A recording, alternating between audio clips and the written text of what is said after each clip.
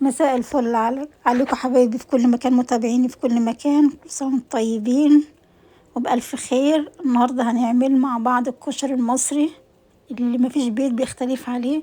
أكلة حرشة جميلة، الكل بيحبها. معايا أنا هنا كوباية عدس أنا نقعها لمدة ساعة مية سخنة.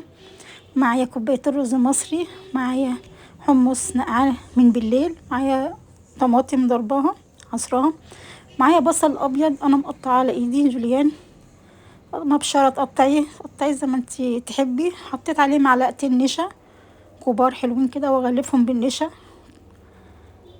عشان يدوني قرمشه.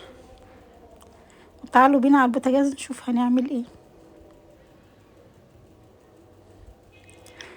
معايا هنا وok او طاسه حطيت فيها زيت، والزيت ده هنشتغل بيه الكشري كله.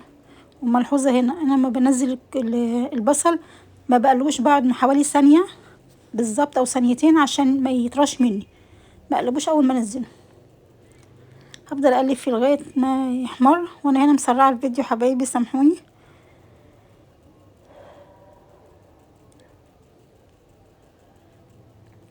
تمام. وحطيت حله حطيت فيها الحمص وحطيت فيها عصره ليمونه ونزلت بالقشر بتاعها. هنا البصل انا طلعته بامانه الكاميرا ظلموه تحفه، بلونه تحفه وطعمه جميل. هنا بشيل الريم اللي طلع من الحمص، طبعا ده زي بكليات، طبعا نشيل الريم.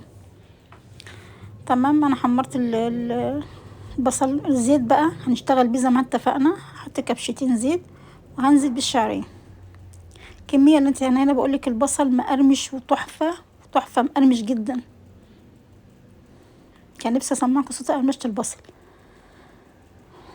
هنزل هنا بكوبايه شعريه، بس كانت في ايدي دي كوبايه ناقصه، احط حبه كمان. والشعريه هنا هتحمريها زي الرز بالظبط. تمام. مش عايزاها الدرجه الفاتحه، لان طبعا لو احنا فتحناها يعني مش هتبقى حلوه وهتعجن. هنحمرها لون جولدي مش غامق ولا فاتح، هتشوفيه معايا زي ما بتعملوا رز. الكلام ده طبعا انا بقوله للبنانيت الصغيره داخله مطبخ جديد، للعرايس المبتدئه لسه في المطبخ. انما امهاتي واخواتي وحبايبي طبعا بيعملوا احسن حاجه. هقلب في الشعريه لغايه ما تديني اللون الجولد الحلو. تمام. لا لسه، انا بقولك لسه كده، لسه اللون فاتح. بس كده تمام، حلو قوي كده اهي. هنزل بقى هنا بالرز كده. تمام. شايفين لونها معقول كده، مش محمرة قوي ولا يعني مش غامقة قوي ولا فاتحة، وسط جلد يا دوبك في الوسط. وهنزل بالرز اللي انا غسلاه ومصفياه، كوباية الرز مصري غسلاه ومش نقعاه، وهديهم تشويحة حلوة كده كأني بعمل رز بشعرية عادي. لغاية كده متفقين. انا كده لاحظت ان هي محتاجة حبة زيت صغيرين عشان يفلفلوا له الرز، حطيت حبة زيت. تمام.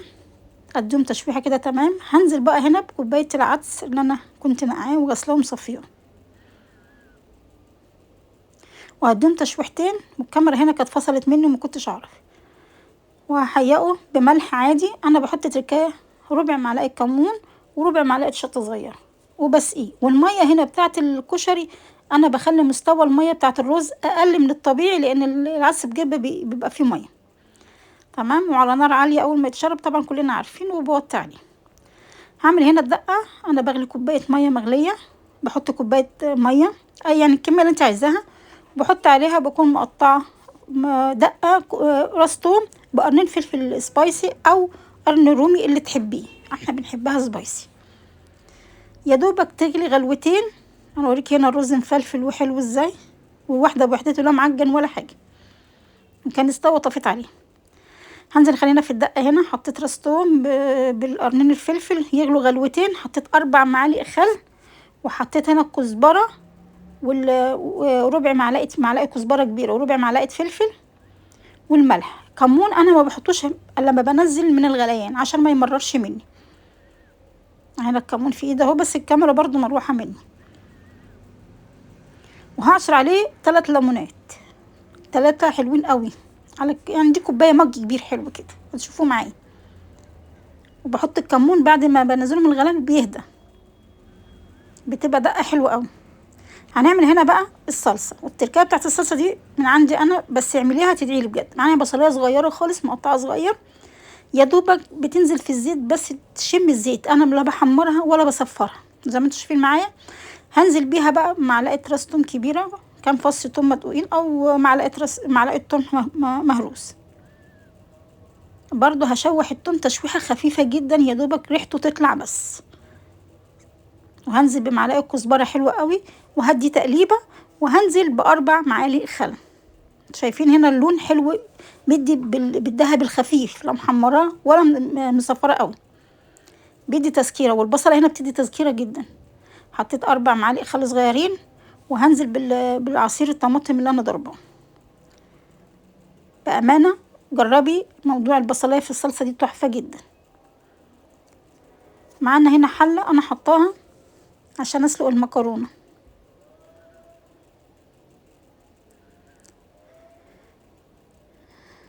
وهقولك انا زودتها هنا ميه الحله لان كانت ناقصه. وهقولك على حاجه انا يعني هحطها في الصلصه دي المعلقه السحريه اللي بتودي الصلصه، كانك بتشم الصلصه بتاعت المحلات اللي احنا بتاعت الكشري اللي احنا كنا بنمشي نشمها كده من اخر الدنيا.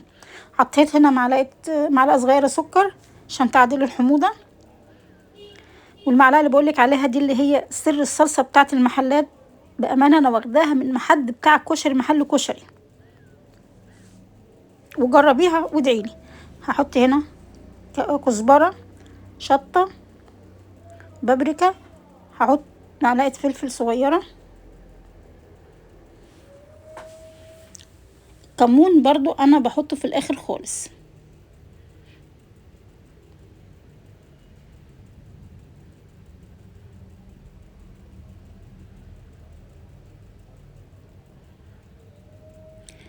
بتغلي تسبك معايا يا دوبك، بس ايه تسبك، واروح ايه مزوداها بتاع ربع كوبايه ميه، بتبقى بين الوسط حلوه تشوفيها معايا.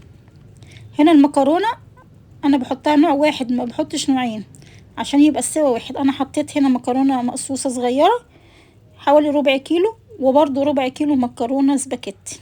الكميه اللي انت عايزاها اعمليها، ده على حسب عدد اسرتك. ما نحطش هنا نوعين مكرونه عشان السوا بيختلف.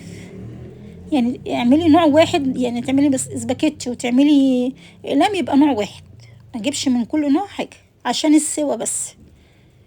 في عجينه في مكرونه بتاخد اكتر من في السوا اكتر من عجينه تانية.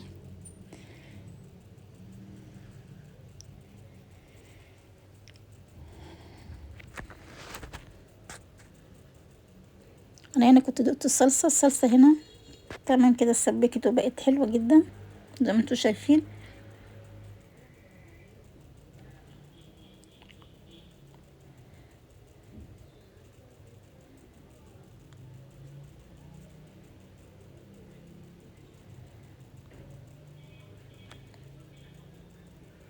هنا بقلب المكرونه، ايدك برضو ايدي في المكرونه وايدي في التسبيك. هنا بقى معلقه الكمون، انا كده كنت طفيت، وعلى ربع المعلقه كده جوز الطيب. بامانه بتودي الصلصه في حته تانية بجد. هتشمي نفس الصلصه اللي انت بتشميها في محلات الكشري.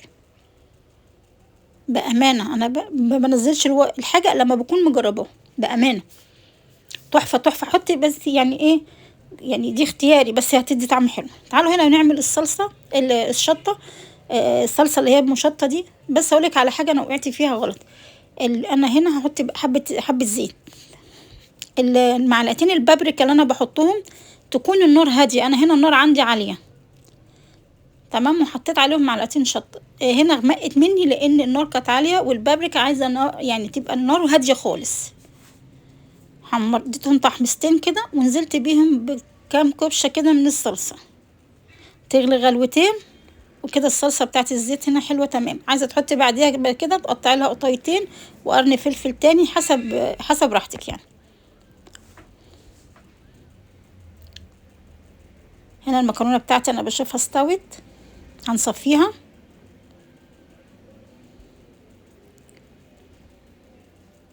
وهنا دول اخر حبه زيت، اللي في الزيت ده بواقي البصل مطرح محمرنا.